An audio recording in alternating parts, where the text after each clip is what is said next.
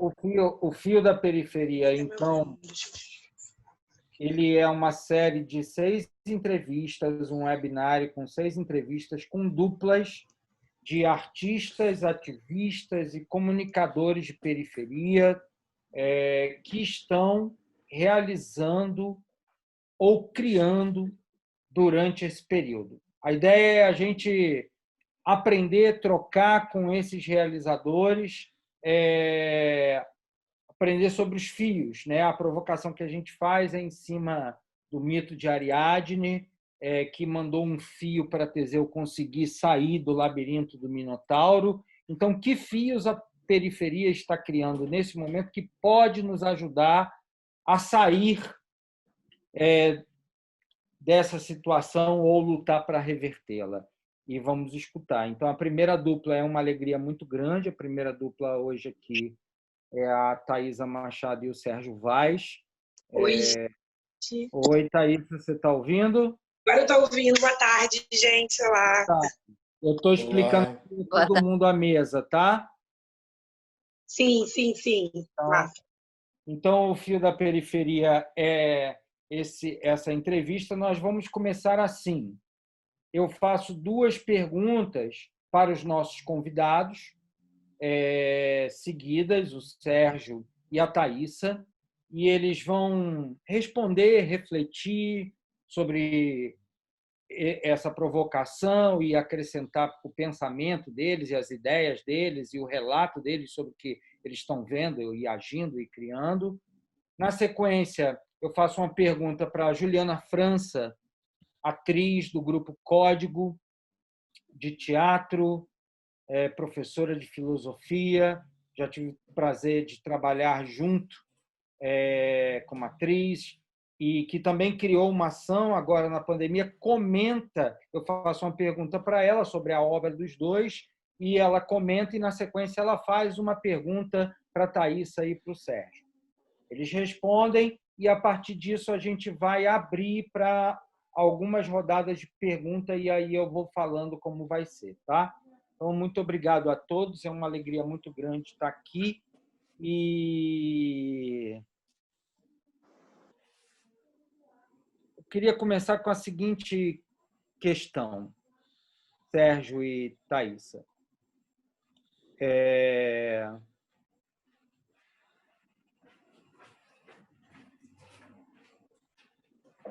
Como é que vocês estão sentindo nesse momento? Não precisa ser uma análise, por isso que essa pergunta é por sentimento. O que está chegando a vocês e a sensação de vocês sobre o que as pessoas estão vivendo hoje na periferia, na favela, no subúrbio? O que as pessoas estão vivendo, né? Apesar da pandemia ser retratada diariamente em sites, você tem, inclusive, informação vindo das periferias ou nos grandes jornais, a gente sabe que a maioria das histórias do que está acontecendo ainda estão invisíveis, histórias nessas regiões. O que vocês estão sentindo que a vida das pessoas está sendo afetada nesse momento? O que alertou vocês sobre essas regiões que vocês foram criados, que vocês trabalham, que vocês vivem, que vocês têm relações? E como estão, na percepção de cada um, é a primeira pergunta, é um combo, tá? Como estão, na percepção de cada um de vocês dois, como estão vivendo os artistas de periferia nesse momento? O que está acontecendo com os artistas de periferia durante a pandemia? O que vocês têm escutado? Que redes vocês têm percebido? Isso vocês falarem as impressões de vocês sobre o que favelas e periferias estão vivendo na pandemia, com história, se vocês quiserem contar, e o que os artistas de periferia estão vivendo. Na segunda pergunta, eu vou fazer uma pergunta mais sobre o trabalho de cada um nesse momento e anterior. Quem quer começar? Thaisa. Eu? Ai, meu Deus.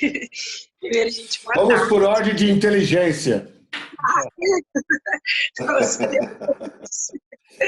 Boa tarde, gente. Queria ficar sentada, comportada, mas já desfiz aqui. Primeiro, é um prazer estar aqui, mais uma vez, a convite do Faustino, estar na oportunidade de trocar uma ideia com uma galera tão sinistra. Sérgio, muito prazer te conhecer, estar aqui com você. Juliana também. Então, obrigada, gente, todo mundo que está aí. Já vi que a Érica, a Sinara, várias amigas estão aí.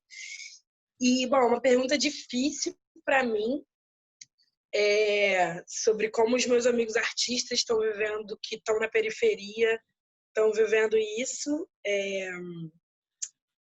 Eu tive duas passagens assim na pandemia, porque eu fiquei um tempo na Baixada, que é de onde eu sou, na casa da minha mãe, para dar uma ajuda, e agora eu tô aqui no centro da cidade de novo. E a sensação que eu tenho, assim, é que eu posso estar enganada, assim, mas a sensação que eu tenho é que é um estado tão diferente de vida que a periferia leva, que parece que as coisas não estão acontecendo, assim, no sentido de as ruas muito cheias, sabe? As pessoas não conseguem entrar nessa coisa por todas essas dificuldades que a gente sabe, né? Do próprio tamanho das casas e da realidade mesmo de vida das pessoas, mas no sentido que eu digo, eu acho que tem uma coisa mórbida nisso, de as pessoas são tão acostumadas a viver com esse perigo iminente da morte, assim, que tem um jeito de se chocar meio diferente. Sem falar que não tem uma propaganda, embora isso esteja nas mídias e tal, que realmente revele as coisas, como o Faustini falou. E quanto aos meus amigos, assim, eu vejo a maioria dos meus amigos sem trabalho num lugar artístico e trabalhando diretamente na linha de frente de combate ao Covid, no sentido de distribuir cesta básica, de se conectar com os coletivos que estão agindo na favela, os meus amigos que são das artes visuais, todos fazendo grafite na favela, mostrando placar de morte, mostrando, enfim, fazendo aquela educação, a galera que trabalha com vídeo, fazendo vídeo. E fora isso, num lugar mais pessoal dos meus amigos, assim, quando a gente conversa, quando a gente está ali no Twitter, um stalkeando o outro, eu vejo que a galera também, ao mesmo tempo, tá passando mal, né? Porque todos os meus amigos são trabalhadores da rua. E aí, então tem um outro lugar, assim, sabe? Que independe do lado de fora, que a galera tá, tipo assim, independe do lado de fora, que eu quero dizer, desse movimento social, né? Mas no lugar pessoal para cada um, eu vejo a galera passando muito mal e com essa sensação de como eu vou trabalhar agora que a rua é onde não se pode estar, tá ligado? Sei lá, mais ou menos isso. Sérgio? Bom, eu acho que a Thaisa falou uma coisa que cai bem o que eu gostaria de falar também. Parece que a gente está acostumado já a se virar, a ausência do Estado.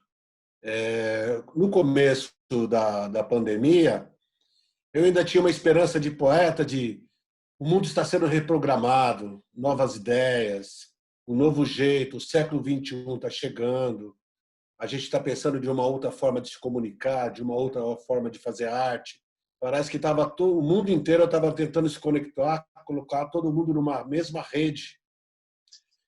Mas aí, quando você vai para a rua, você percebe novamente que as pessoas estão abandonadas, sem esperanças, perdidas, não sabe muito bem o que está acontecendo. É comum você, quando vai no mercado, vai no açougue, você encontra alguém que diz, o que está acontecendo? As pessoas parece que não sabem o que está acontecendo. Parece que o medo do vírus ainda não é maior que o medo da polícia, que o medo do crime, que o medo da violência. As pessoas ainda não somatizaram ainda o que está acontecendo no país. E como nós temos um governo que abandonou a gente à própria sorte, a gente está fazendo o que sempre faz, nós por nós. Então, as pessoas continuam novamente ajudando o vizinho, ajudando o próximo. Você liga para alguém, a pessoa está angustiada, está com depressão, está sem dinheiro, está sem pagar o aluguel, está sem trabalho. E aí você vai lá de dentro do seu coração, você lembra de todas as suas vivências, porque todo mundo sabe o que nós quatro estamos fazendo aqui, o que passamos para chegar aqui nessa live. A gente pega toda a nossa experiência de guerra, de luta, e busca palavras que a gente nem sabe de onde a gente tirou, porque as palavras que a gente tem para as pessoas hoje não estão no dicionário. Só nós sabemos o significado delas. E é triste porque a gente já vinha, o país vinha numa crescente, as pessoas melhorando um pouco de vida, porque esse país nunca foi democrático para nós, nem da democracia, né? Mas ainda assim a gente estava se sentindo um pouco melhor. As pessoas tinham um pouco mais de acesso, tinha pessoas já estudando em escolas melhores, pessoas fazendo faculdade, estava um astral. Aí hoje você passa na rua, cada casa que tinha 2 carros, só tem um. A que tinha um, não tem nenhum. E a que estava vazia virou um lugar para vender cachorro-quente, para vender churrasco. Ou seja, a gente sabe como se virar, como sempre. Talvez essa crise para nós é só mais uma ao qual a gente tem que passar. E eu acho uma pena a gente não estar conectado com o mundo das coisas que estão acontecendo no mundo. Porque, para mim, eu acho que agora nós entramos no século XXI, não o Brasil. O Brasil quer voltar para 1900, mas eu acho que o mundo entrou no século XXI. A gente trabalha com saraus, com livros, como slams. A gente tem projeto nas escolas de incentivo à leitura, de distribuição de livros. Nós temos um projeto chamado Várzea Poética, que nós somos patrocinadores de 10 times de várzea, 8 deles masculinos e 2 femininos, que eles têm que pagar os uniformes assistindo o sarau. Ou seja, a gente não se encontra mais para falar de poesia. A gente não, porque o sarau é um lugar que agrega pessoas, né? É o nosso lugar de encontro. A gente ressignificou o bar, um lugar de afeto, onde se fala de cinema, de teatro, de poesia, de dança. E agora nós estamos separados. E o sarau é onde as pessoas vendiam seus livros, onde fazia peça de teatro, onde a gente se encontrava para organizar eventos. E hoje essas pessoas não estão no auxílio emergencial. São pessoas que, pela luta, pelo sonho, criaram seus espaços. E hoje não tem dinheiro para pagar o aluguel, não tem dinheiro para pagar a água, para pagar a luz. É gente que a gente conhece de um talento enorme, de uma humanidade tremenda, que está na internet fazendo vaquinha para sobreviver. Vaquinha para apresentar, para manter o lugar vivo. Então, eu vejo com muita tristeza que nós estamos passando, esse abandono do Estado, como sempre, mas agora é muito mais cruel. Vejo gente muito triste. A única diferença que eu acho que em relação é que nós estamos fortes, unidos. Quando essa porta abrir, cada um sair da sua casa, a gente vai sair para lutar. Muito, muito interessante isso que vocês Nossa, colocaram. maravilhoso. Né, essa desestrutura, a ausência de Estado, acostumados a isso, mas lutando nós por nós. São argumentos e imaginações e palavras que a gente escuta há muito tempo, né, nessa luta de muitos anos. E o que vocês dois, assim, eu botei vocês dois juntos assim na hora de escolher as duplas e pensar as duplas. Primeiro que eu gostaria de conversar com vocês de novo e também com a Juliana, né? Estava com saudade de uma conversa. E segundo, porque também o Sérgio e a Thaísa criaram também ações digitais. Eu vi um dia desse o Sérgio tanto emprestando a sua capacidade de mobilização para chamar doações, mas também já vi ele postando poesia em torno da questão do autocuidado e fazendo sarau online. Thaísa foi fazer as aulas do Afrofunk também online, né? O que vocês estão fazendo nesse momento de pandemia? Que tipo de ação? Por quê? O que vocês estão vislumbrando? Como é que vocês estão operando? Queria um pouco falar e ouvir de vocês assim o que vocês estão fazendo agora? O que vocês estão se dedicando para contribuir na superação desse momento, no apoio ou até na criação de algo futuro? Estão dedicando a energia de vocês ativista, criativa, ao quê? Isso. Foi bem difícil no começo, principalmente porque, para quem não conhece, tipo, eu trabalho com o Afrofunk Rio, que é uma plataforma de pensar o corpo e pensar a dança como o saber poderoso que ele é. E como as periferias do mundo inteiro conseguem criar cenas fabulosas a partir da dança no mundo. Assim.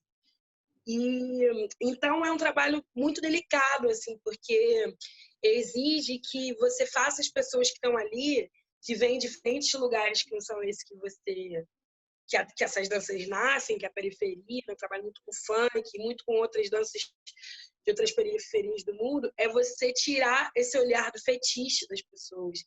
E eu meio que aprendi, desenvolvi, né, métodos, aprendendo com as minhas professoras, que foi a Valéria Mona e a Eliette Miranda, a como, com o corpo, fazer isso com as pessoas, ajudar as pessoas e exigir isso das pessoas também. Então, isso foi o que mais me deu medo, principalmente porque a gente começou dando as aulas no Instagram, e aí era uma plataforma que eu não via aquela pessoa, então foi muito difícil. E foi um momento que aconteceram coisas que, de alguma maneira, o Afrofunk já tinha aprendido a se blindar, que são os ataques racistas durante a aula e tudo mais, né? Ataques Então, online, durante a aula online do Afrofunk, você recebeu ataques racistas, é isso? Sim. De coisas mais diretas a coisas do tipo, para de falar e dança logo, sabe? Tipo, Tá demorando para dançar. Exatamente, porque eu falo muito sobre ancestralidade durante as aulas e as pessoas vêm com essa. E aí, então eu confesso que no primeiro momento, a primeira coisa que eu fiz foi pensar como eu vou sobreviver aqui, nesse lugar. Antes da gente pensar em umas ações que a gente vai começar a fazer fora, assim. Foi tipo, como essa artista que desenvolveu esse tipo de método, vou sobreviver à virtualidade, a não encostar nas pessoas, a não suar, a não estar na casa, a não estar nesse espaço, a não ver as mulheres se conectando antes e depois da aula. O meu trabalho acontece na Lapa e uma das coisas que eu mais gostava era sair. A aula geralmente reúne 40 mulheres, assim. E sair na Lapa à noite e ver em diferentes bares, diferentes grupos de meninas que se conheceram ali e que depois ficavam amigas e que depois eu sei que desenvolvia trabalho juntas. Tem várias mulheres que hoje trabalham juntas e que se conheceram ali. Então, se ficar sem tudo isso, que era o que alimentava o meu trabalho, alimentava a minha alma para poder estar ali, foi muito difícil. E também porque agora o Afrofunk tinha acabado de dar um passo que era crescer e ter mais pessoas na equipe. Então, pela primeira vez na minha vida, eu tive que cuidar de outras pessoas com esse meu trabalho. Não era só eu, porque durante muito tempo, se eu tivesse se eu tivesse que comer arroz para poder dar aula, eu ia comer e tá tranquilo. Mas agora tem mais pessoas que alimentam os filhos, e aí como é que a gente faz? E agora que a gente conseguiu se estabelecer e a gente conseguiu entender, a gente está partindo para as outras ações, que é fortalecer outros profissionais de dança que nesse momento não tem como trabalhar. Inclusive, vários profissionais que não eram como eu, que trabalhavam dando aula, mas que trabalhavam se apresentando, que trabalhavam em festas. Então, a gente vai, inclusive, estou falando aqui agora para a galera do webinar já saber que a gente vai lançar agora uma campanha que é Movimento Gera Movimento, na ideia de trazer outras pessoas e ampliar essa rede, principalmente as professoras de dança afro, porque são mulheres mestres mais velhas que não necessariamente têm uma vida virtual ativa, ou pelo menos não como outras mulheres trabalham com o que o trabalho tem, né? Essa facilidade de lidar com os aplicativos, os equipamentos virtuais. Então, agora que a gente vai partir para um ataque maior, mas também foi um momento muito importante, porque a gente bate muito na tecla da descolonização do pensamento, e para pensar a dança por esse viés, né? Porque a dança, para as nossas culturas, ela é uma plataforma tridimensional, ela é uma plataforma que te leva a muitos lugares, né? Te leva à espiritualidade, te leva a criação mesmo da identidade ali, você se veste como você dança, né? Então, tem muita coisa, tem uma sabedoria muito ampla na dança, que a dança a partir dela vem várias coisas. Então, a gente está também aproveitando para estudar e divulgar e falar mais sobre isso. E uma coisa que eu tenho pensado muito é que, nesse momento, a comunicação, que é o que a dança né?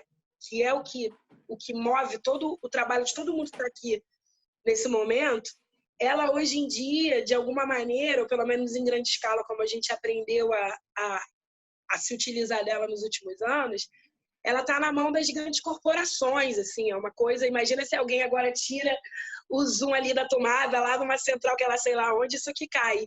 E aí eu fico pensando e eu fico mais apaixonada por essas tecnologias como a dança, que mesmo que você pense assim, mas isso é uma coisa que você só faz ali de frente com uma outra pessoa, mas são meios de comunicação que resistem há milhares de anos e passaram por escravidão, por guerra, por milhões de coisas. Então eu fico pensando que é um momento do Afrofunk, de mim, sabe? E todas as pessoas que trabalham com dança e todas as pessoas que gostam e se alimentam disso e de outras linguagens, da gente pensar a importância disso, da gente devolver para as pessoas essa provocação de como é importante valorizar esses artistas e esses mestres e essas pessoas que passam isso para frente. Então, acho que agora essa é a nossa missão, essa é a missão do Afrofunk, do que a gente quer fazer nesse momento. Maravilha. Então, vocês estão fazendo aula online, está criando a rede, também está pensando esse fazer e discutindo,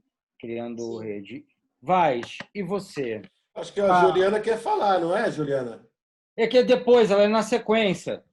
Não, que eu vi ela fazendo assim, eu pensei que ela estava pedindo a palavra. Ela vai comentar você. Não. Perdão. Bom, a gente faz literatura periférica, né? Faz literatura negra. E como a nossa literatura não está na livraria, já tem um pouco de tempo que a gente teve que se adaptar às redes sociais, né? Colocar nossos poemas no Facebook, no Instagram, em qualquer espaço que a gente ache. Mas agora a gente fez uma campanha chamada Cesta Básica Cultural. Ela entrou na sua segunda fase agora.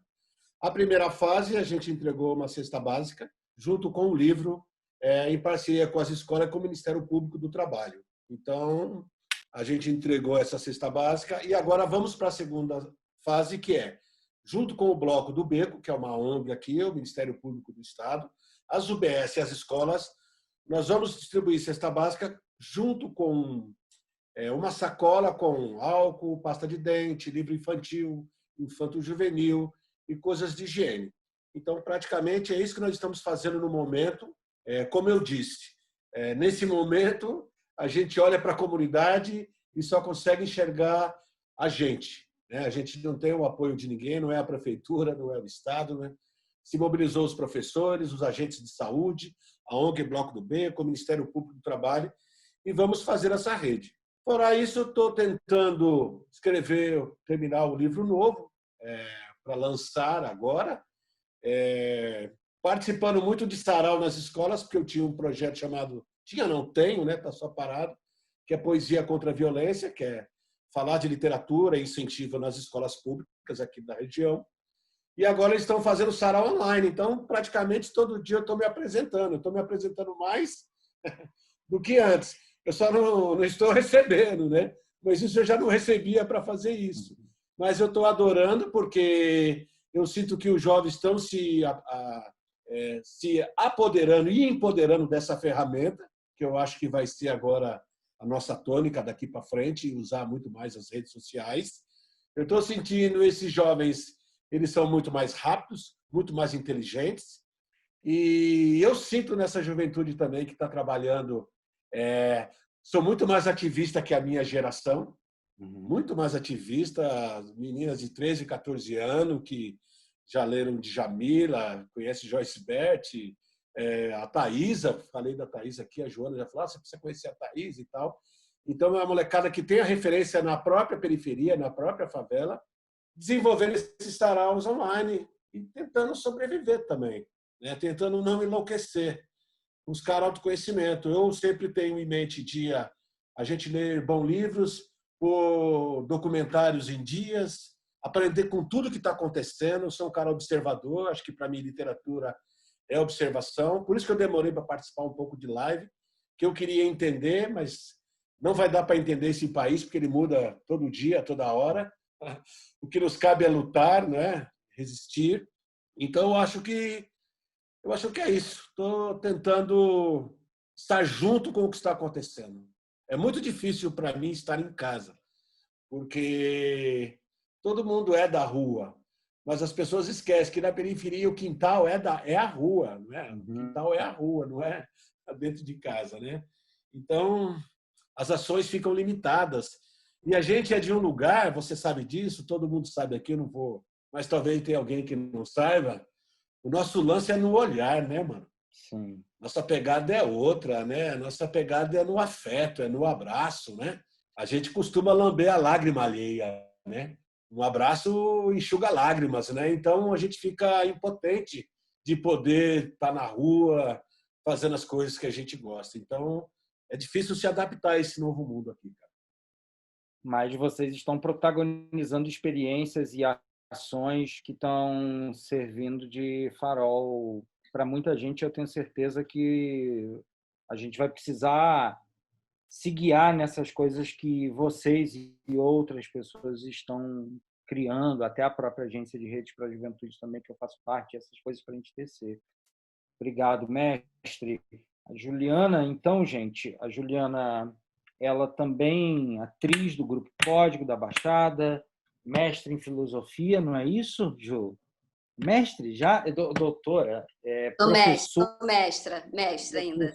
Mestra. Caramba. Vai Professora, devagar com a gente aí, né, Thaisa? Vai devagar com a gente aí, né? também é intelectual para isso. Não tem essa moda que seminário de importante você tem os fazedores e o intelectual. O maior prazer agora que a gente pode botar os fazedores, criadores que já são intelectuais e ter o comentador também que vem da periferia que já é intelectual. Então a gente... Mas ela é as duas coisas, né, meu? Aí é covardia, né? jovem. Ju, você também criou uma ação online e que foi muito contundente, muito uma mobilização, né, das filhas de mulheres que trabalham como empregadas domésticas. Fala um pouco do que você criou e por que você criou uma atriz ligada a grupos e que também tem um trabalho solo como atriz, tem vários trabalhos seus e publicidade, isso, aquilo, mas que se dedicou a criar uma ação em defesa de mães que são empregadas domésticas. A gente vive, né, essa sucessão de tragédias no Brasil nesse momento, tragédias sociais, de histórias, enfim, recentemente, inclusive. Queria te ouvir um pouco e, na sequência, porque para mim vocês três criaram coisas nas redes sociais e também dentro das redes de afeto, de território, seja com os parceiros artistas, seja no território, seja em defesa das mães.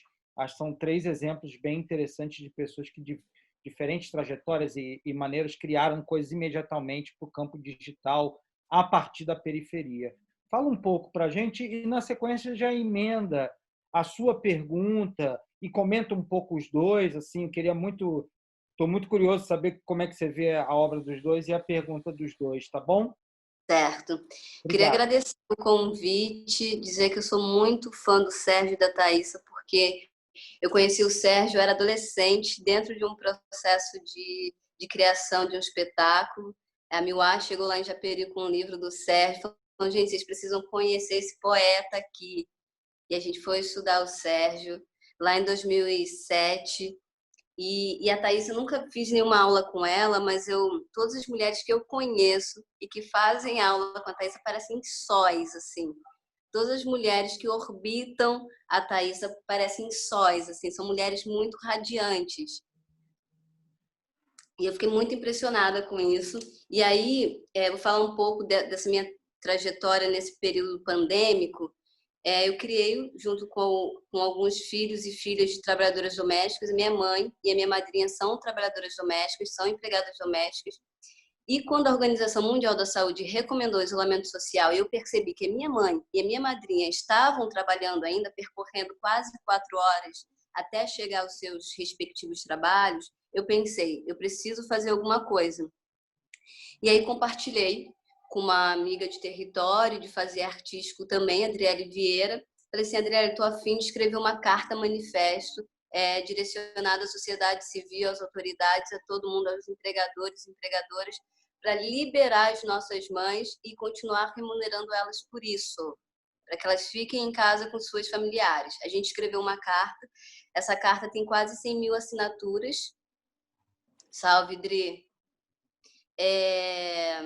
E aí tem quase 100 mil assinaturas e agora a gente está num processo de arrecadar doações, dinheiro para reverter em diárias para essas mulheres.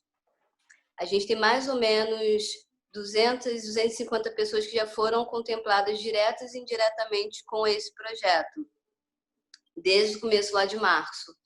Em Japeri, com o Grupo Código, que é o grupo de teatro que eu faço parte, a gente já distribuiu mais de 15 mil itens, em parceria com o Rio Contra a Corona, algumas instituições privadas. A gente já distribuiu mais de 15 mil itens entre cestas básicas, kit de higiene pessoal, máscara, enfim. Há uma enormidade sendo feita pelas periferias, como o Sérgio falou, como a Thaísa falou, somos nós por nós, assim. E aí, pensando nisso, o Sérgio falou uma coisa, né? A gente sempre soube se virar. Aí vou dar a carteirada da academia, o nosso professor Milton Santos, né? Que ele fala que a gente tem a experiência da escassez, né? Os nossos corpos têm a experiência da escassez, então por isso a gente consegue se virar muito bem quando acontece uma parada como essa, né? Então a gente que está na ponta, a gente sabe onde e como a gente deve atuar, diferente da galera que está aqui no topo da hierarquia e não sabe como operacionar toda essa situação que está acontecendo. E cada vez mais corpos e corpas estão sendo assassinados diariamente. Então eu fiquei durante a fala de vocês pensando sobre isso. E hoje houve uma coisa, Thaís, essa é para a gente pensar também, mas exclusivamente para você, para a gente trocar uma ideia, em relação a essa ideia de corpo, né? Porque a primeira coisa que você falou foi: eu tentei sentar comportada, mas eu já vou aqui ficar de um jeito que eu me sinto confortável. Que experiência é essa do corpo, né? Eu ouvi uma coisa hoje que a gente está falando de decolonialidade, de como também a gente fala de uma experiência de um corpo decolonial, né? Como a gente demole essa ideia de um corpo criado um sistema criado pela Europa, né? Que vigente até hoje. Como a gente demole essa ideia de corpo instituída, hegemônica, né? Que tem uma certa maneira para sentar, se comportar, para dançar. Se você dança assim, você está sendo vulgar, você está pedindo para ser estuprada, você está pedindo, né? Então dança aí que eu quero ver para você me excitar. É o meu desejo, o meu prazer. Como que a gente demole essa ideia, destrói esses processos de conhecimento que matam, aniquilam o nosso corpo, a nossa produção de conhecimento a partir de outros modos de saberes, né? Através da ancestralidade. E para o Sérgio, eu queria saber quem tem direito ao sensível nesse momento de pandemia da Covid-19. Eu fiquei muito tocada ali, quase tudo lá do seu Instagram, Sérgio, que você produziu durante esse período de pandemia. Fiquei muito emocionada, desde aquele post lá que você fez da Marielle, lá 14 de março, e fui subindo, lendo tudo. Fiquei pensando, quem tem direito à saúde mental e quem tem direito ao sensível nesse momento, de pensar e produzir e criar. Aí, queria falar um pouco rapidamente, só para encerrar aqui a minha fala, da Audre Lorde, né? Que ela fala que a poesia não é um luxo. A poesia não pode ser um luxo para os nossos corpos periféricos também. Ela fala isso em relação às mulheres, mas eu trago essa realidade. Eu sou um corpo, eu sou uma mulher e sou periférica, uma mulher negra e periférica. E não aparto o meu território das minhas produções artísticas ou acadêmicas. Então, eu fico pensando, quem tem direito à poesia nesse momento de pandemia? Quem tem direito à saúde mental? Quem tem direito ao sensível nesse momento?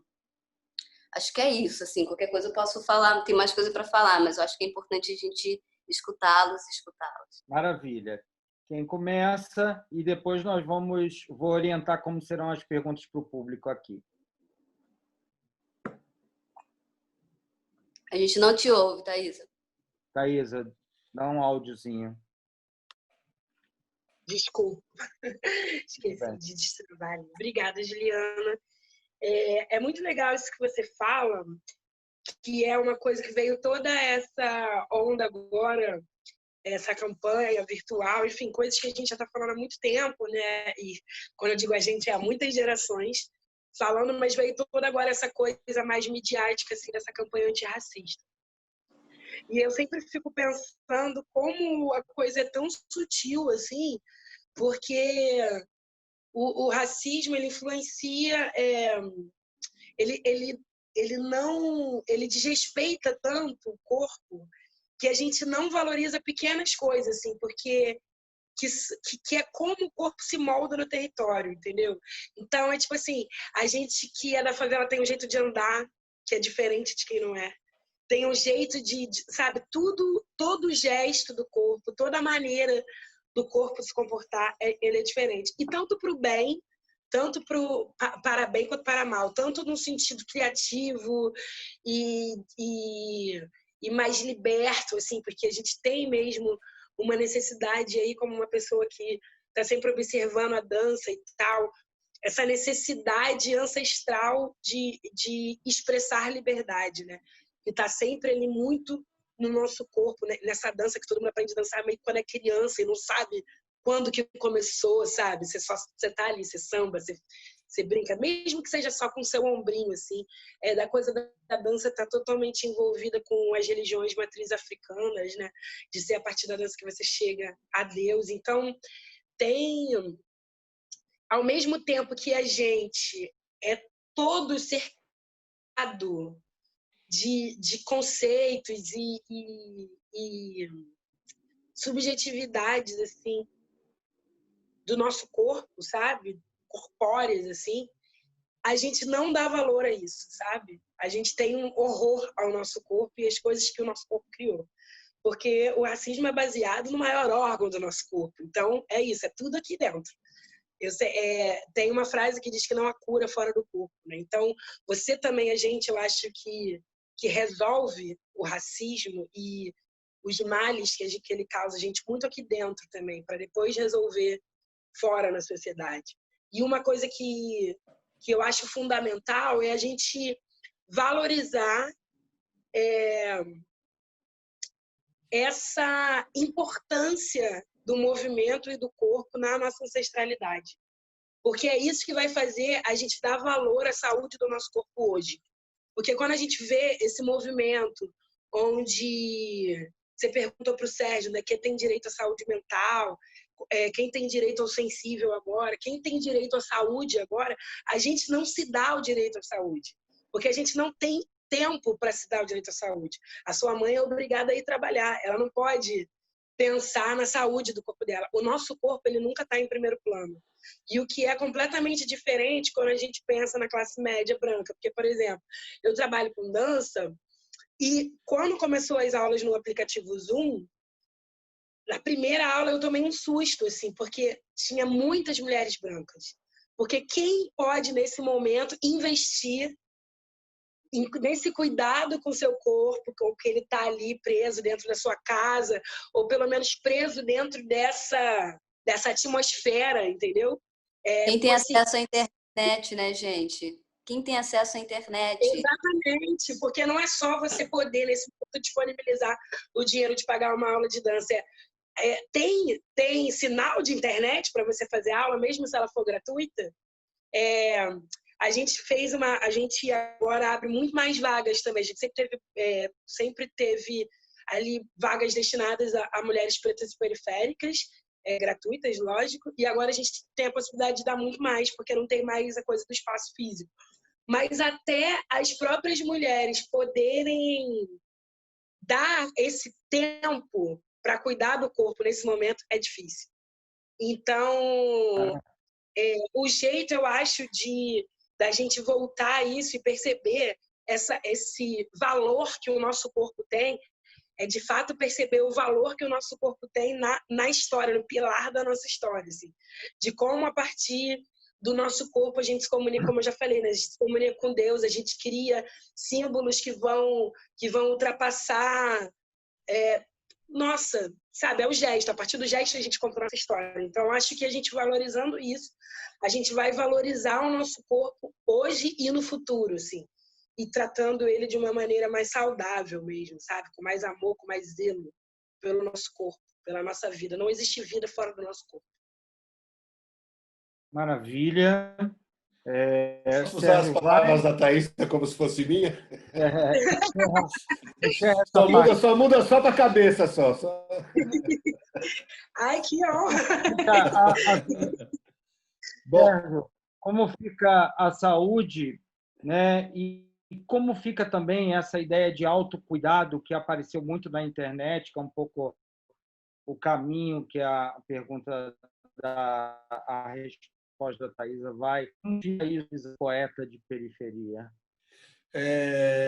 Juliana perguntou quem tem direito à sensibilidade, a ser sensível nesse momento, né? Quem tem direito ao sensível, né? Quem tem direito ao sensível, a pensar, a criar, a produzir esteticamente nesse momento desse país. A poesia, para mim, é como eu me comunico com a humanidade. Se não for através da poesia, não vale a pena viver para mim. Não existe outra forma de me explicar quem eu sou e de explicar como eu quero que o mundo aconteça. Porque quando a gente fala direito à sensibilidade, já tiraram tudo da gente, só não pode tirar a humanidade, né? E como diria Fanon, Pele Negra, as Máscaras Brancas, o que era um negro, né? Ser humano, né? Então eu acho que a gente, quando nos tira a nossa vida, nos nega o direito de andar, de ir e vir, de ser feliz, estão nos tirando o direito à humanidade. E a gente não pode esquecer disso, dessa luta. Porque enquanto a gente está lutando pelo pão, né, a gente adora um Deus chamado trabalho. A gente precisa cuidar também daquilo que nos empurra, que é a alma. Essas coisas que nos impulsionam a acreditar na vida, no mundo melhor. Eu demorei muito tempo para gostar de viver, porque eu achava que eu não fazia parte desse mundo. Até entender que era esse mundo que tinha problema e não eu. Então, aquilo que eu escrevo, aquilo que eu penso, que é como o Paulo Freire fala, é preciso denunciar e anunciar. E quando eu escrevo, sempre batendo contra o racismo, contra a fome, contra isso, aí eu fiquei pensando, quando eu fui nas escolas, que eu via jovens falando em suicídio. A gente precisa anunciar também. A gente precisa anunciar um outro caminho. A gente precisa anunciar que viver não é só isso. Estudar, trabalhar, casar e morrer. Não necessariamente nessa mesma ordem, né? Então, eu acho que a gente tinha que forçar esse direito à sensibilidade, que é para que eles não levem a nossa humanidade. A música, a arte é uma coisa tão importante que nesse país, em qualquer país do mundo, onde se instala uma ditadura, a primeira coisa que se ataca é saúde e educação. Nós estamos vendo o demônio no poder, a primeira coisa que ele atacou foi a educação, foi a arte. Por quê? Porque eu acho que a arte tem esse poder de cidadania, tem esse poder de humanidade. Então, eu acho que todos nós temos direito a isso. Como ela está falando, quando eu vou num samba na quebrada, que eu vejo as pessoas dançando, aquilo para mim é um ritual de humanidade. Eu sei que amanhã eu vou trabalhar, mas hoje, só por hoje, eu vou ser feliz. Mas você vai trabalhar amanhã 6 horas, já são meia-noite, não importa. Amanhã não é obrigação em trabalhar, mas eu tenho essa obrigação de dançar também, de me relacionar. Então, eu acho que a gente devia bater um pouco nessa tecla. Eu não sei se eu entendi bem a pergunta ou se eu enrolei muito na resposta, mas eu penso dessa forma. Me sinto contemplada. Ótimo, mestre. Bom, excelente começo. Um pouco quando a gente começou a construir a ideia do seminário, do webinário, né? Webinário, tem que aprender a falar isso, webinário. Eu falo E o que significa webinário? É um seminário na web. Um webinário. Webinário. Então, a gente já tinha um pouco a ideia de que estava acontecendo algo.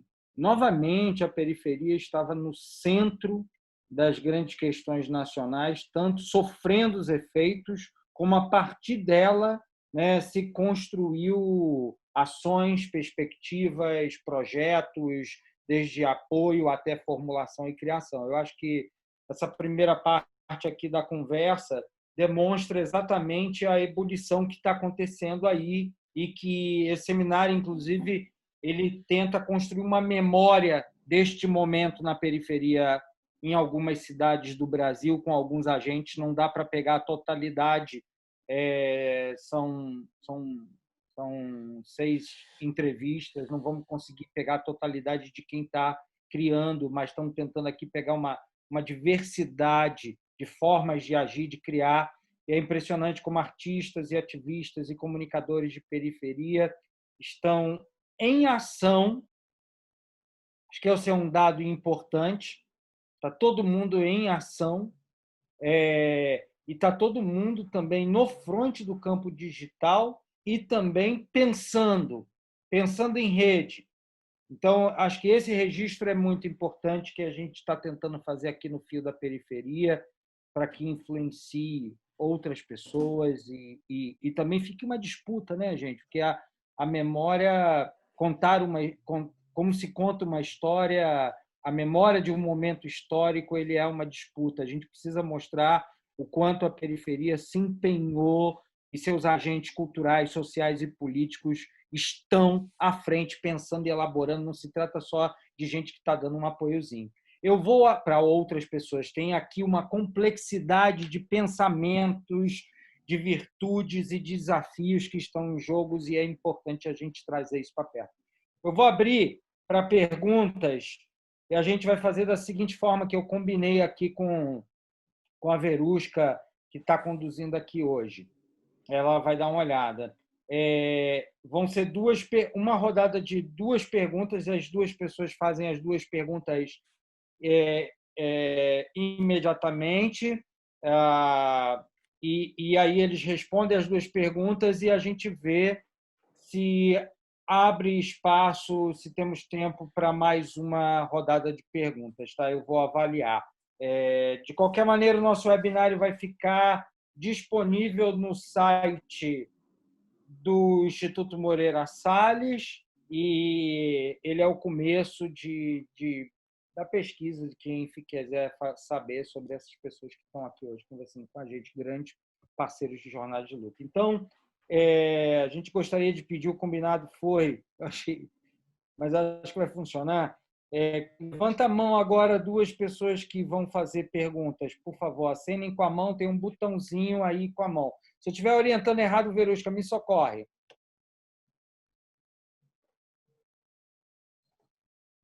Está orientando certinho, pode ficar tranquilo. Tá, então, eu tenho mãos levantadas aqui de Ana Cioli, Abiel e Adriana. Já deu, gente, já temos 2. Eu vou pela... Eu não sei se a ordem... Não precisa tirar. Calma, vai que dá. Eu acho que foi a Biel e a Ana Cioli que pediram primeiro. Então, vamos lá. Como a gente faz, Verusca? Ana Cioli.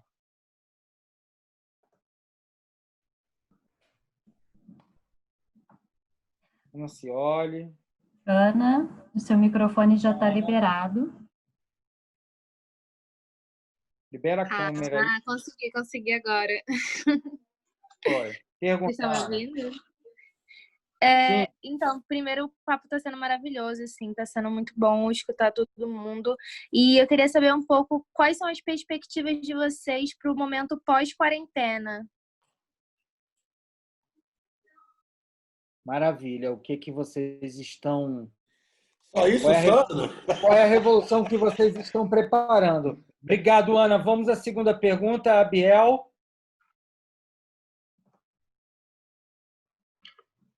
Abiel, seu microfone está liberado aqui para a gente. Opa, estão me ouvindo? Sim. Eu estou. Boa tarde a todos. Gostaria de agradecer aí pela oportunidade, né? E eu gostei muito das falas de todos vocês, porque é bom ter esse espelhamento, né? De pessoas negras fazendo coisas que a gente atribui a certos tipos de pessoas, né? E esse trabalho de todos vocês eu acho muito legal e importante, porque espelha uma parte da realidade que eu vivo, né, da realidade da maioria das pessoas brasileiras, e a gente só consegue ver coisas que são importadas ou coisas que são adaptadas e que não falam muito da nossa realidade. A gente pode ter a oportunidade de ver a poesia do Sérgio Vaz, o trabalho intelectual da Juliana, o trabalho de dança da Thaisa, né? Me emocionei muito, né, com a fala de vocês. E vou direto à pergunta aqui para não acabar divagando muito, né? Eu tenho aqui uma frase do Platão, né, que eu gosto muito, que é em relação à arte, que diz que é uma forma suprema de satisfação emocional e harmonização da realidade do homem com a realidade do mundo.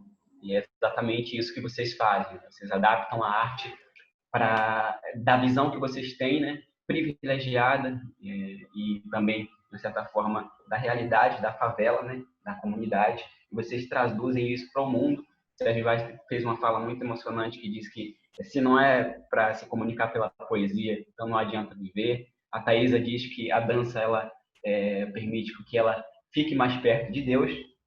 E eu vejo que vocês fazem esse tipo de trabalho de uma forma para politizar, poder inspirar as pessoas, e vocês inspiram. A pergunta tendo esse tipo de trabalho que vocês estão fazendo agora através da rede, né, sarau online, etc., videoaula e tal, como fazer que essa arte seja tão impactante como vocês fazem presencialmente, sem que ela se dissolva nesse discurso polarizado da internet que tem de distorcer as coisas que se fazem, principalmente quando se trata da luta que a gente tem nesse mundo desigual. A pergunta é exatamente essa.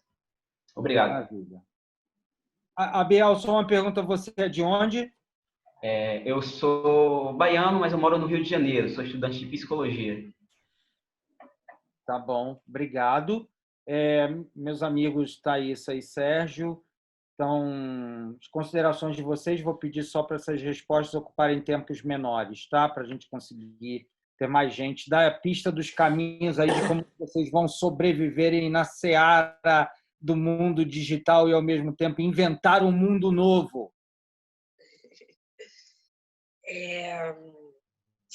Eu acho que essa coisa da pós-pandemia, né? Como é que vai ser a pós-pandemia? Assim, numa coisa bem realista, eu acho que vai ficar quente, a pista vai ficar quente. Primeiro que eu acho que pós-pandemia não é uma coisa breve, né? Não é, e o pós-pandemia é muito relativo, porque de alguma maneira as coisas eu acho que já vão abrir, porque a galera não tá nem aí com nada, então vai ter algum tipo de retorno à rua, mas isso não significa que acabou a pandemia, né? Então, acho que é muito relativo essa coisa do que é pós-pandemia para o povo brasileiro sob esse governo maluco e tal. Mas eu acho que, assim, conhecendo a pista, né, eu acho que vai ficar muito quente, porque as pessoas estão insatisfeitas, as pessoas estão desempregadas, as pessoas estão sofrendo uma violência absurda do Estado que está mais sufocante do que sempre. Então, eu não sei exatamente o que eu vou fazer, mas eu fico pensando sempre numa frase que movimentos intensos para momentos furiosos, né? Então, eu fico pensando como o Afrofunk vai fazer... Desculpa, me perdi, mas agora lembrei que eu queria falar. O que eu acredito é que o corpo do futuro, assim, é o corpo que consegue ativar suas próprias tecnologias para manter a qualidade de vida, sabe? Suas próprias tecnologias. Consegue se alimentar do que te faz bem para se manter bem, assim. Ou de coisas que estão ali muito próximas. Por exemplo, o Sérgio falou que precisa da poesia para se manter vivo. Então, eu acho que nesse momento, mais do que nunca, ele vai fazer poesia, porque é isso que ele precisa para se manter vivo, para manter... E aí eu tô falando de manter vivo, não só num lugar muito subjetivo, mas, tipo assim, de manter seus hormônios ali, suas sinapses produzindo serotonina, dopamina, mantendo você bem, tentando te manter o mais longe possível dessas doenças do Ori, né? Dessas doenças que afetam diretamente a sua cabeça e como o seu corpo vai se manter saudável nisso tudo. Então, como o meu trabalho é pensar o corpo e estudar essas habilidades mais antigas do corpo, eu acho que o Afrofunk vai pensar em como fazer isso de uma maneira assim mais ataque soviético, sabe? De como a gente vai conseguir levar essa informação para mais pessoas, como a gente vai conseguir, ou vai tentar, pelo menos, estar junto com essa galera que está na linha de frente num sentido um pouco mais nos bastidores, assim. Eu sempre tive dançando e cantando e fazendo as coisas, e agora eu estou muito mais querendo estudar para divulgar o conhecimento, para divulgar, acho que é uma palavra meio pretensiosa, mas assim, dividir, né? Multiplicar. Então, o que eu estou dizendo, não sei se eu estou me fazendo entender, eu não sabia, toda essa coisa que eu estou falando, de dança, ser um espaço de saúde, eu não sabia disso. Eu não sabia disso quando eu só dançava no terreiro, ou quando eu dançava no baile, ou quando eu dançava no aniversário do meu avô. Eu fui saber disso quando eu comecei a dar aula de dança e quando começou a chegar pessoas da classe média, mulheres da classe média na minha aula. E elas começaram a falar isso para mim. Isso aqui é saúde. Eu estou aqui porque eu estou cuidando da minha saúde. Eu estou aqui porque eu não. Para mim, a dança ela não é um espaço de. Era um espaço de saúde, mas eu não tinha essa ideia na minha cabeça. Eu ia pro baile, ficava 12 horas dançando e eu tinha gás para ficar a semana toda bem, inclusive esperando o próximo baile para ficar mais 12 horas dançando e sobreviver aquela semana. Mas eu não entendia esse espaço como um espaço de saúde, um espaço de investimento em saúde. Eu aprendi isso com essa galera, porque essa galera tem dinheiro para investir nisso como saúde, sabe? E depois que eu aprendi isso, foi bom para mim, foi um bom aprendizado. E é isso que eu quero fazer, e cada vez mais eu quero poder oferecer um espaço de saúde para essas pessoas que vão estar nessa linha de frente. Então, eu quero poder fazer do Afrofunk esse lugar. E tem um projeto que é antigo, do Afrofunk, ele já aconteceu em pequena escala, assim, e que agora eu quero colocar em grande escala, que é a Universidade da Ousadia, que é justamente pesquisar esses saberes do corpo em diferentes comunidades do mundo, assim, né? De como a partir do corpo se desenvolve grandes ciências, assim, grandes saberes de cura, de civilizatórios, enfim, de prazer. Então, acho que eu estou meio embolada, porque não é uma pergunta fácil de se responder, mas é mais ou menos por aí. Eu acho que vai ficar chapa quente, então eu acho que eu vou ter que trabalhar mais. Então, eu já estou me preparando, estudando e preparando o meu corpo para que ele trabalhe mais, na verdade. Eu acho que é isso. Sérgio? Bom, eu também acho que, apesar de tudo que está acontecendo de ruim, infelizmente, é muito ruim o que nós estamos passando, o número de mortos, a doença, a angústia. Mas serviu para mostrar para o povo brasileiro quem é o sistema. Se você não conhecia o que era o sistema se apresentou. Se você era fã do capitalismo selvagem, você viu que o capitalismo também não vai resolver os nossos problemas. Eu acho que quando a gente sair para a rua, a gente vai estar fortalecido. Porque eu nunca vi tanta coisa boa, nunca vi tanta live informativa. Você corre de uma para outra, porque está falando de racismo estrutural, você vai para outra, está falando de racismo institucional, você vai para outra, está falando de política, você corre aqui e vê o seu artista predileto falando de cinema, você pega a Thaísa dançando e vai. Meu, foi uma enxurrada de ideias maravilhosas. Assim, eu vejo, apesar, tira o lado ruim, esquece o lado ruim. Eu vejo que quem era ativista virou militante. Quem não era nada virou ativista. Quem virou ativista virou militante. Porque o racismo, essa é a pauta do país. Quando a gente sair para a rua, não tem outra pauta. Não se resolve democracia sem resolver o racismo. Não se resolve fome sem resolver o racismo. Essa é a pauta. E parece que, nesse momento, a gente conseguiu fazer com que pessoas brancas e bem-sucedidas entendam isso, essa luta. E a gente tem que manter essa chama aquecida para esses debates que estão acontecendo. Porque se você tem um debate, por exemplo, da Joyce Beth com o Silvio de Almeida no Pará, você não pode ir no Pará, mas você pode assistir aqui.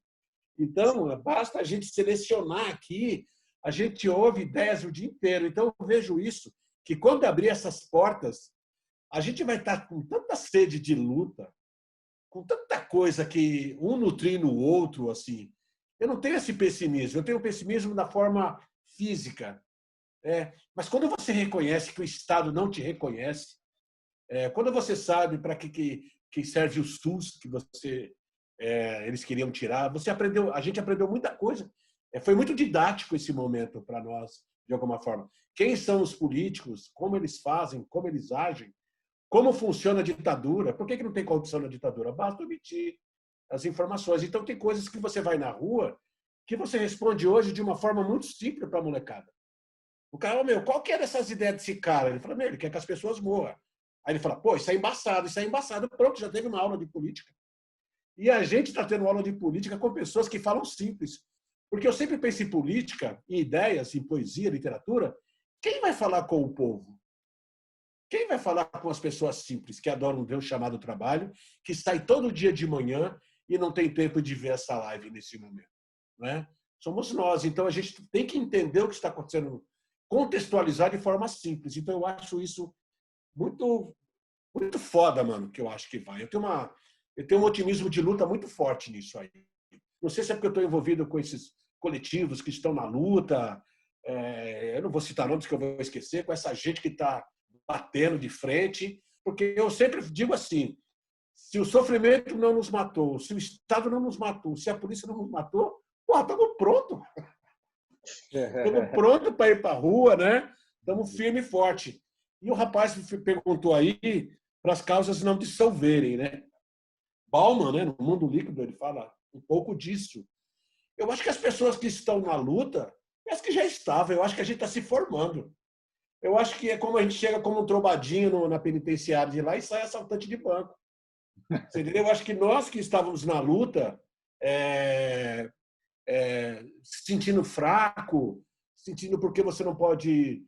Mano, a gente está ouvindo tanta gente importante, tanta gente linda, maravilhosa, mulheres pretas, mulheres, gays, lésbicas, trans, a negritude com o punho cerrado, conectando luta de Nova York a São Paulo. Mano, eu acho que isso não vai dissolver. Talvez virou uma moda para algumas pessoas que gostam dessa moda. Mas entre nós, o bagulho viralizou. Eu acho que não tem volta, mano. As pessoas que são bunda mole vão ser bunda mole sempre. Vão pegar um achezinho na luta e pá, tirar uma selfie e pá. Mas nós levantamos um exército, mano. A gente não tá nem ligado, mano. Eu pego live de gente com 5.000 pessoas falando de racismo estrutural. 5.000 pessoas numa live. Mano do céu, você tá doido. Está acontecendo realmente alguma coisa. Eu tô adorando, cara. Está acontecendo realmente alguma coisa. Solta nós, Marcos, solta nós na rua. E, não, nós já estamos, né, cara? Tá todo mundo trabalhando. Bom, gente, não vai dar mais para abrir para perguntas, só queria comentar aqui, tiveram 2 comentários aqui, Zilu, acho que é Ziluz. Ziluz, me parece que eu acho que tem alguns sites que estão ajudando a entrar no auxílio e explicando. Tá? Algumas organizações, inclusive, fazendo esse serviço online para poder ajudar. Acho que também você pode procurar uma ONG perto que você conheça para poder ajudar nisso. Mas tem um site que está trabalhando nisso. É só botar auxílio emergencial ajuda, não consigo. Mariane Martins de São Cristóvão queria saber o que vocês estão achando da Lei Aldir Blanc, mas a gente vai encerrar e aí vocês colocam essa visão aí na visão de vocês 3. Vamos encerrar. Uma fala de 1 minutinho para cada um, para a gente encerrar, para voltar para mim, para eu fazer os agradecimentos finais aqui. Quem quer começar? Acho que eu vou começar. E queria agradecer a Faustine pelo convite. É sempre bom ter a oportunidade de trocar, de organizar meu pensamento falando sobre o que eu faço. E essa aula do Sérgio, muito obrigada pela Que foi todo mundo junto aqui, injeção. viu? Não vem com esse papo, não. Não, foi maravilhoso, Juliana, um prazer. Já te convido para a gente dançar juntas, já que você está afim. Vamos dançar juntas. Todo mundo também que está assistindo, Luana Verusca, beijo. E eu acredito também, de verdade, que não tem como dissolver nada, que muito pelo contrário, é um momento de força, porque a gente já estava aqui, né? E a gente está falando desde o começo a mesma coisa. A gente já está acostumado a se virar, a rebolar. A gente está acostumado a rebolar. Toca a música, a gente rebola. Assim. Então, eu fico pensando que tem muita coisa acontecendo e que é um momento também espiritual muito poderoso. Assim. Às vezes eu fico meio tímida para falar sobre isso, mas cada vez eu quero assumir mais as verdades, né, que eu acredito. E eu acredito que tem um momento espiritual importante acontecendo que está soprando força e axé para quem é de axé, para quem é de estar na linha de frente, porque o bagulho vai ficar doido, mas a gente gosta do bagulho doido mesmo. Faustine, irmão, obrigado. Foi uma honra conversar com essas mulheres. Cada dia eu aprendo mais com elas. Estou tentando dia a dia desconstruir o machismo e quanto mais eu conversar com essas pessoas maravilhosas, mais eu posso aprender. Quero depois, Thaís e a Juliana, que a gente entrar em contato. Quero divulgar o seu trabalho. Sim. Quero ver como eu posso contribuir para esse trabalho que você está fazendo aí das empregadas domésticas. Minha mãe, falecida, também era doméstica. Também. Me dá um salve aqui no meu Instagram. Aí eu te passo meu telefone, o telefone de vocês, e a gente se conectar e continuar fazendo as coisas. Agradecer as pessoas que estão aí. Foi um prazer. Saudades do Rio de Janeiro. Saudades, Faustino Cesarão. Que lá em Londres, os homens só falavam de Cesarão, defendendo a quebrada dele. Foi da hora, Juliana, Thaísa, obrigado, tamo junto. Vou deixar meu telefone para vocês ficarem me instruindo como eu posso melhorar nessa luta contra o machismo. Me dá uma força, me ajuda. Tô junto. Tamo junto. Juliana? Tamo junto! Então, agradecer esse momento, agradecer a oportunidade, tentar sintetizar aqui na minha fala também essa coisa dessa lei emergencial que foi aprovada agora, que os grupos de periferia estavam na linha de frente e batalharam, lutaram para que essa lei fosse aprovada na Câmara e no Senado. Então, essa é uma vitória também dos grupos de periferia. A gente se articulou com artistas do Brasil inteiro para que essa lei fosse aprovada.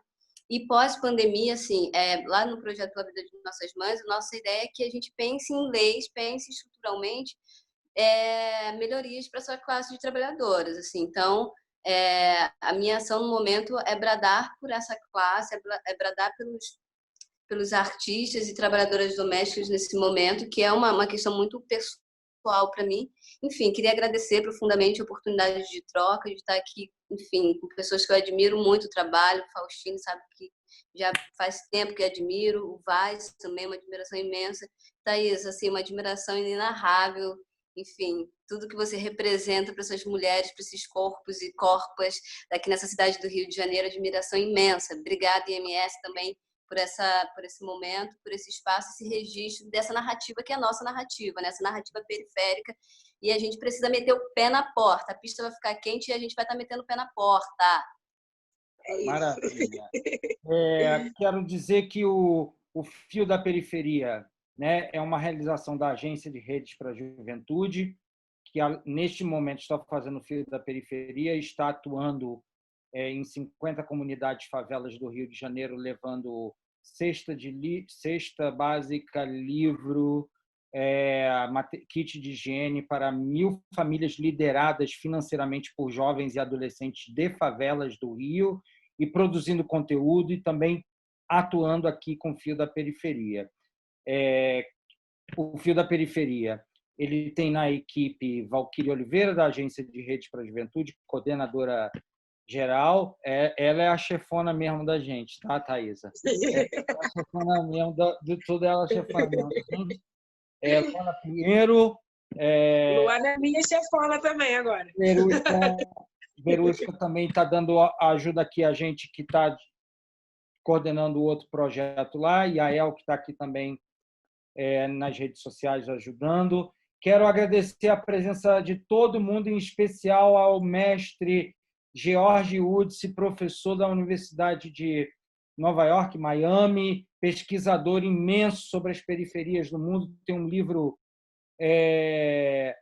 determinante que marcou os estudos culturais de periferia, chamado A Conveniência da Cultura. Quem não leu, leia. Obrigado, mestre Woods, direto da Costa Rica. Aqui, Zélia Danca também veio aqui nos escutar, e muita gente aqui que eu estou vendo, Pedro da Cal, tem aqui Giovana, muita gente aqui que eu estou passando o olho, Carol, o pessoal da agência, Big Jal, Ana Luísa, IMS, todo mundo novamente agradecer. Acho que falei de todo mundo.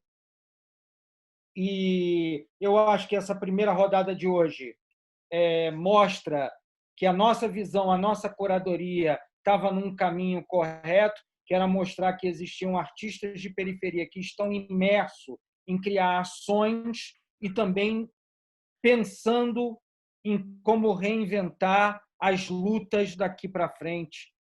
E muito obrigado aos meus amigos Thaisa, Vaz e Juliana, que toparam. É sempre muito bom escutar vocês, eu tenho perguntas infinitas.